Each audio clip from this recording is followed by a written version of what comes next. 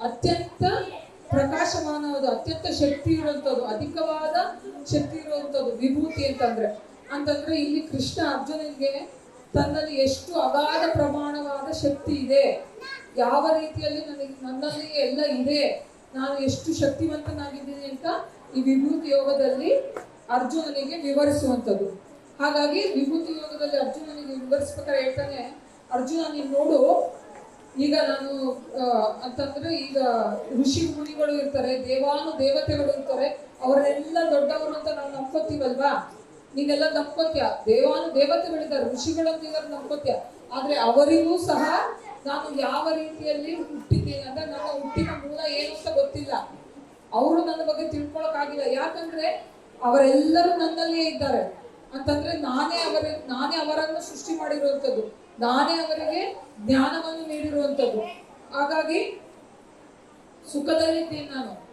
ನೀವೇನಾದ್ರೂ ನಿಮಗೆ ರಾಗದ್ವೇಷಗಳಲ್ಲಿ, ಸುಖದಲ್ಲಿ, ಹೊಟ್ಟೆ ಕಿಚ್ಚು ಅಂದ್ರೆ ನಮ್ಗೆ ಯಾರಾದ್ರೂ ಕಂಡ್ರೆ ಹೊಟ್ಟೆ ಕಿಚ್ಚಾಗುತ್ತೆ, ದ್ವೇಷ ಉಂಟಾಗುತ್ತೆ, ಅಸೂಯೆ ಆಗುತ್ತೆ, ಸೋಮಾರಿತನ ಉಂಟಾಗುತ್ತೆ, ಅವೆಲ್ಲ ಏನೇ ಆದ್ರೂ ನಾನು ಸಮಸ್ತದಲ್ಲೂ ಇದ್ದೀನಿ ಅನ್ನೋದನ್ನ ಇಲ್ಲಿ ವಿವರಿಸ್ತಾ ಹೋಗ್ತಾನೆ.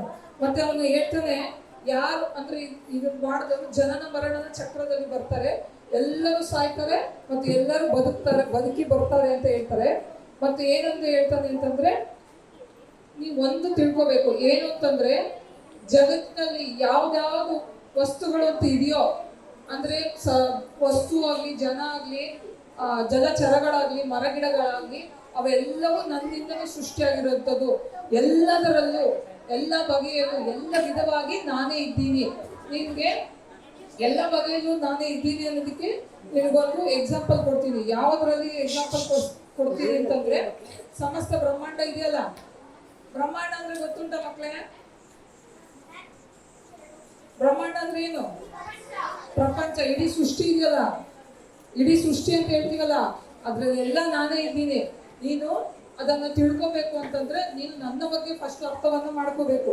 ಈ ಇಡೀ ಸ್ವರೂಪ, ಇಡೀ ಅಂಶವನ್ನೇ ನಾನು ಸಮಸ್ತ ಬ್ರಹ್ಮಾಂಡದಲ್ಲಿ ನಿಂತಿದ್ದೀನಿ ಅಂತಂದ್ರೆ, ನೀನೇನು ಇವಾಗ ವಸ್ತು ಅಂತ ಇಟ್ಕೊಳ್ಳಿ, ಅದಕ್ಕೆ ಜೀವ ಇಲ್ಲ, ಅದನ್ನ ನಾವು ಸೃಷ್ಟಿ ಮಾಡಿರುವಂಥದ್ದು. ಈಗ ಒಂದು ಟೇಬಲ್, ಒಂದು ಬೆಂಚ್ ಅಂತ ಯಾವುದೋ ಒಂದು ಎಕ್ಸಾಂಪಲ್ ತಗೊಂಡ್ರೆ ಅದು ಸೃಷ್ಟಿ ಮಾಡಿರುವಂಥದ್ದು, ಅದಾಗದೆ ಬಂದಿಲ್ಲ. ಅಂದ್ರೆ ಮನುಷ್ಯ ಯಾವ ರೀತಿಯಲ್ಲಿ ಮಾಡ್ತಾನೆ, ಒಂದು ಮರವನ್ನು ಕಟ್ ಮಾಡಿಕೊಂಡು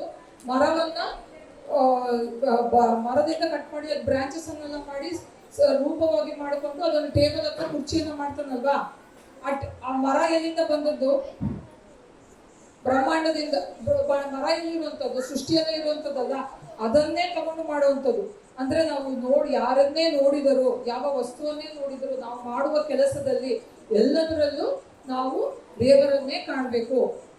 ಹಾಗಾಗಿ ಎಲ್ಲ ಕೆಲಸವನ್ನು ನಾವು ಮಾಡಿದಾಗ ದೇವರನ್ನು ಕಂಡಾಗ ನಿಮಗೆ ಅಂದ್ರೆ ಒಳಿತಾಗುತ್ತೆ ಅಂತ ಹೇಳ್ತಾನೆ. ಹಾಗಾದ್ರೆ ನೀನೇನು ಹೇಳ್ದೆ, ನಾನು ಎಲ್ಲದರಲ್ಲೂ ನೀನೇ ಇದೆಯಾ ಅಂತ ಹೇಳ್ದೆ ಅಲ್ವಾ ಕೃಷ್ಣ. ನನಗೆ ಒಂದು ಆಸೆ ಆಗ್ತಿದೆ, ಏನಂತಂದ್ರೆ ನೀನು ಎಲ್ಲದರಲ್ಲೂ ಅಂದ್ರೆ ಈ ಒಂದು ಅಂಶ ತಗೊಂಡ್ರೆ ಅದರಲ್ಲೂ ಇದೆಯಾ, ಇದ್ರಲ್ಲೂ ಇದೆಯಾ ಅಂತ ಹೇಳ್ತಿಲ್ಲ.